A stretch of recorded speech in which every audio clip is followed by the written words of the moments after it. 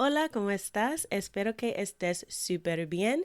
This is Tamara Marie, host of the Learn Spanish con Salsa podcast. Now, before we jump into this episode, I wanted to let you know about a special opportunity that you're definitely going to want to take advantage of, especially if your goal is to become fluent in Spanish. For a limited time only, my team is opening the doors to listeners of the podcast to take advantage of a free language coaching session. Now, in this session, it's not just we're teaching you about verbs or grammar, but we're really going to do a deep dive into what are your goals for learning Spanish, assess where you are on your journey to fluency at the moment, and help you map out a 90-day plan for how you can get to fluency. So we are going to help you take your Spanish to the next level, whether you're afraid of speaking Spanish or you just get a little bit nervous when you're talking to native speakers, or maybe you've got some of the basics down, but you really know that you struggle with getting your Spanish to flow and your listening skills aren't up to par. Whatever it is, even if it is a specific grammar issue, we will help you map out how to tackle that.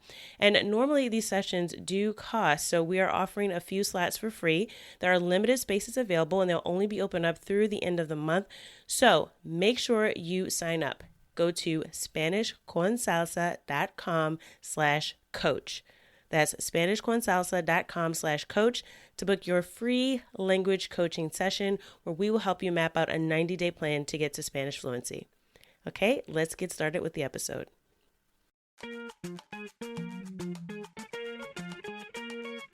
Bienvenidos!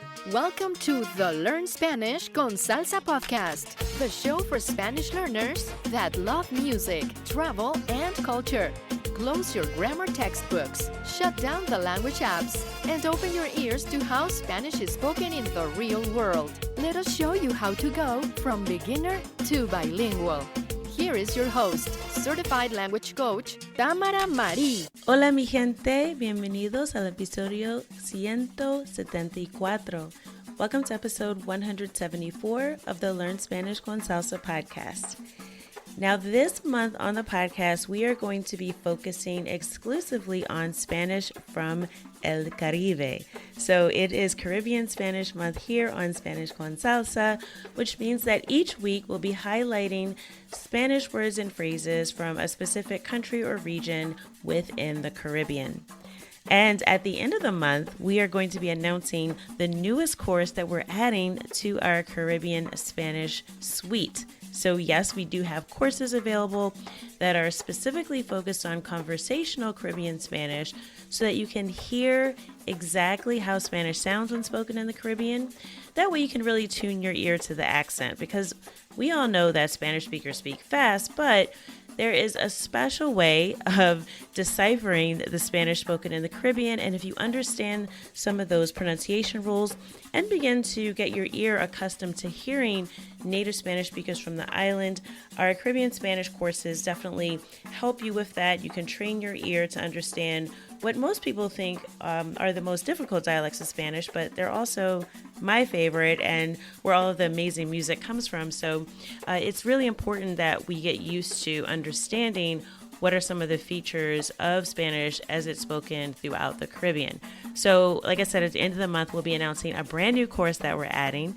Super excited about this. And it's probably from a country that you do not expect. So definitely excited to announce that. But before we get to that, we are going to be going through just highlighting different words and phrases from different countries and areas throughout the Caribbean. And in this episode, we're going to dive specifically more into Puerto Rican Spanish. So we're going to review some words and phrases that are specifically used in Puerto Rico. And so I hope that you'll find this helpful. And these are words that you might hear if you plan to visit the island this summer or at another time. It's always a great time to visit the Caribbean, except during the height of hurricane season. But other than that, so whatever time of year it is that you're planning a trip, then hopefully you'll find this helpful. And we also do have a phrase book for Puerto Rican Spanish. I'll talk a little bit about that at the end for a special offer we have for this month. If you're listening to this podcast in June of 2023, a special offer if you grab a copy of our phrase book for this month only. All right, so let's get into some Puerto Rican Spanish words. And these can all be found in our Puerto Rican Spanish 101 phrase book, just so you know. All right, so the first one is guayar. Guayar. And that means to scratch or to create friction.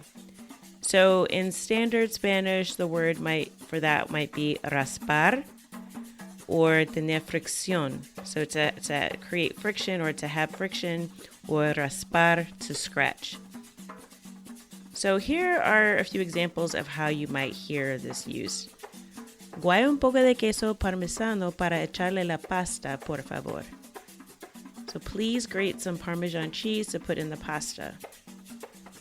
Guayaste el piso de mi casa con tus zapatos. You scratched my floor with your shoes. Again, these are just a few examples, so it's just another way to say to scratch, and that's guayar. The next word we have is guame. Guame. And this just means that it's something that can be done easily or without much effort. So in English, we might say something like it's a piece of cake, but in Puerto Rico, they might say it's un guame. So for example, I could say, llegar a tu casa desde la mía es un guame. So getting to your place from mine is super easy. The next word we have, and this can be used to refer to a male or female, so there's a masculine and feminine version, is estofón or estofona. So estofón is el masculino or the masculine, and estofona is the feminine. And this just means somebody who's very diligent. So think about someone who's always doing their schoolwork on time. They're always got their studies under control. They're an A+ student. So basically the smartest person, or like the head of the class. So here's an example of how you might hear it used. Los demás estudiantes se molestan con él porque es bien estofón y siempre saca buenas notas. The rest of the students get angry at him because he's very studious and always gets excellent grades. So there you go. And depending on how you view that, that could be a good or bad thing, but I think it's a good thing, right? To be una estofona. That means that you're very studious and you're probably the smartest person in the room, so that's never a bad thing. The next one we have is pariseo. Pariseo. And this really comes from English. Okay, so there are some words in Puerto Rican Spanish that are derived from English. And this is really just another way to say fiesta or a party, but it's pariseo. So it kind of comes from the word party. So it means like you're celebrating or you're going out partying. So for example, le encanta el pariseo y sale todos los viernes. So she loves to party and goes out every Friday. The next word we have is rebulear. Rebulear. Now that means someone who is getting agitated or trying to pick a fight. So for example, ese grupo de muchachos andaba rebuleando por el patio de la escuela. That group of kids was going around the school and trying to pick a fight. Obviously the opposite of un estafón, right? Okay, this next one is a phrase. So this one is coger de mango bajito. Coger de mango bajito. And this means really to take advantage of someone, right? So you know that somebody is ignorant or they're not aware of something, so you try to rip them off, basically, right? So another word for that, sort of in more standard Spanish, might be timar, so like to swindle or to cheat. So here's an example of how you might hear it used. Si no prestas atención, los venderos te van a coger de mango bajito. If you don't pay attention, the dealers will rip you off. So especially like the car dealership, right? I think most people think of the used car salesman, someone taking advantage of you if you don't know what you're doing when you walk in that door. So definitely, and also when you're on the street, right? Street vendors, they might be trying to sell you something that was made very cheaply and tell you it's authentically from Puerto Rico, but it was made in China. So you have to be careful with that one. So this is another one. This is actually used in Puerto Rico, but it's also used in other places in Latin America.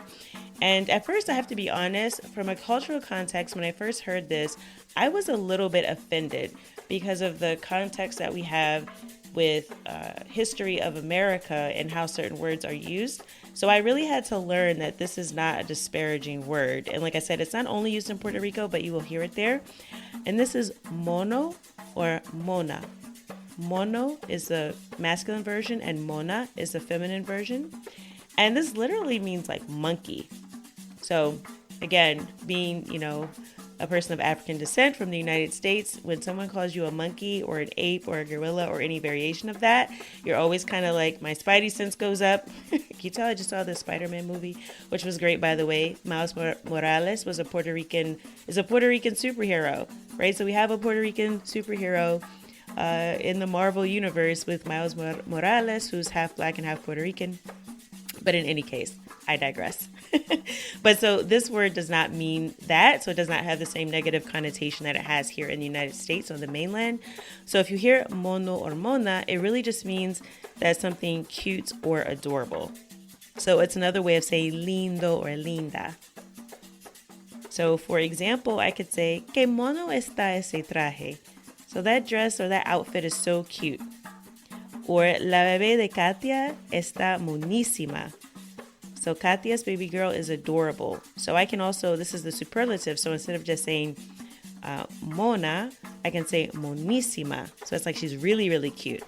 So that's one that, again, if you're thinking of it literally, then, don't think of it that way. It actually is a term of endearment. It's a positive phrase. The next word is jíbaro or jíbara for the feminine version. And this really just means somebody like from the countryside usually, but it's like you're describing someone who's working class, who's humble, but there's a negative connotation that it's somebody who might be doesn't have that much education or class, So in English, I think the closest to this is something like hillbilly, which if you actually listen to it, it sounds kind of similar. Jíbaro, hillbilly, that's kind of what I think about. And it may have come from English. I'm not exactly sure. That, like I said, there are several Puerto Rican words that are anglicismos that come from sort of the interaction with the English language. But in any case, you might hear this in maybe a slightly negative context to say someone is low class. But then there's some people who may proudly say, I'm a jíbaro because I'm from the countryside, I'm from the mountains. So, for example, you can say, ¿Qué jíbara eres? No sabes comer en una mesa. So you're such a hillbilly, you don't have proper table manners, right? So that's again, more of a negative context, although between friends, I'm sure this could be said more jokingly. Another example, son bien jíbaros y se la pasan hablando súper alto en público. So the people in that family are a bunch of hillbillies. They don't know how to behave properly in public. So they're talking really, really loud. All right. So again, not super, super positive all the time, but also, again, it means hardworking. And actually, there's one of my favorite brands of pitorro, which is another Puerto Rican word, but specifically pitorro is a type of Puerto Rican moonshine. So very, very high in alcoholic content. And usually you can only find it in Puerto Rico, but there are a few places in the mainland that sell it. And actually one of my favorite brands of pitorro, the logo is a picture of un jíbaro. So it's like this little guy with a straw hat. Somebody looks like they work on the farm. So again, that's all associated with sort of the culture of Puerto Rico and kind of understanding that you have people who live in the cities, right? Like you might be familiar with San Juan, it's like, the most famous, but there's also lots of people who live outside of the cities, right? In more of the mountains and the countryside. So there is sort of a different culture, just like here in the United States on the mainland, where we have people who live more in rural areas and we have people that live more in cities or on the coast. So the same type of dynamic exists in Puerto Rico. And the last word I'll go over, this is actually one of my favorite Puerto Rican Spanish words. When I first heard it, I was like, why haven't I heard this before? But there are lots of words in Caribbean Spanish that have to do with going out, having a good time, or having a party, right? So this one is chincorrear. Chincorrear. And it basically means that you're going to go out for drinks, basically. And so here's an example of how you might hear it. So, chincorrear es una buena manera de apoyar pequeños negocios locales. So, bar and restaurant crawls are a good way to support local small businesses. So like a pub crawl or bar crawl, you might hear someone say in English, or just basically going out for drinks. And there is also another word related to that, which is chinchorro. And a chinchorro is kind of like in English, we might say like a hole in the wall kind of bar. You know, those like bars that are in the neighborhood. But in Puerto Rico, it's like a very specific type of place that you can go. It's usually a small business, very friendly and formal atmosphere. You can get really low prices on food and drinks. So kind of like a hole in the wall bar that you would go to and hang out. So here's an example of how you might hear chinchorro. Esa señora ha sido dueño de ese chinchorro por más de 30 años. So that woman has owned that small bar for more than 30 years. So again, you might call it like a joint, a hole in the wall bar, something like that. But that's chinchorro. And if you want to spend a night or an evening or even during the day going out to chinchorros, then you are going to chincorrear. It's one of my favorites. So I hope you have enjoyed learning about some of these words and phrases from the island of Puerto Rico. And as promised at the beginning of the episode, I wanted to let you know that if you're planning on visiting Puerto Rico, or if you've been there before and you want to go back, or if you just have friends from the island, or if you just love the music from Puerto Rico, we do have a Puerto Rican Spanish bilingual dictionary and phrase book available on our website. Now, this is on our website, CaribbeanSpanish101.com. So if you go there to CaribbeanSpanish101.com, you will be able to go to the books section. And if you buy a copy of our ebook this month, so by June 30th, you will be entered automatically into a giveaway for a free one-on-one language coaching session with one of our Spanish coaches from Puerto Rico. So if you would like to get a copy of the Puerto Rican Spanish book, again, this is an ebook version. So we do have the hardcover if you want that as well. But if you get the ebook, you will also get the bonus of getting audio of every single word and phrase that's in our phrase book. And we have over 100 phrases and words there. So you'll be exposed to a lot of Puerto Rican Spanish, as well as being able to hear how it's spoken by Puerto Ricans. So go online, check out CaribbeanSpanish101.com, go to the section under books.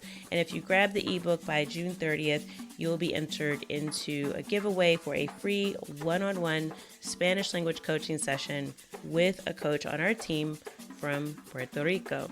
So we'll be doing this all month, and every week we'll highlight a different country or region, and the same deal will still apply. So even if you go in there and say, well, I want the Dominican Spanish book or I want the Cuban Spanish book, you'll also be entered into the giveaway. But you've got to get the ebook version, not the hardcover.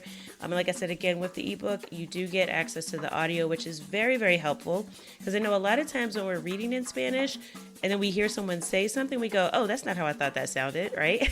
So this is a good way to make sure that you don't mislearn any words and you actually are learning the words in real time and hearing how they're spoken. That really, really does help improve your vocabulary and tune your ear to the language. So CaribbeanSpanish101.com, make sure you grab your Puerto Rican Spanish ebook by June 30th, and you will be entered into our giveaway for a free language coaching session. As always, I hope something that you heard in this episode has helped you go one step closer from Spanish beginner to bilingual. Hasta la próxima. Thank you for listening to the Learn Spanish con Salsa podcast at learnspanishconsalsa.com.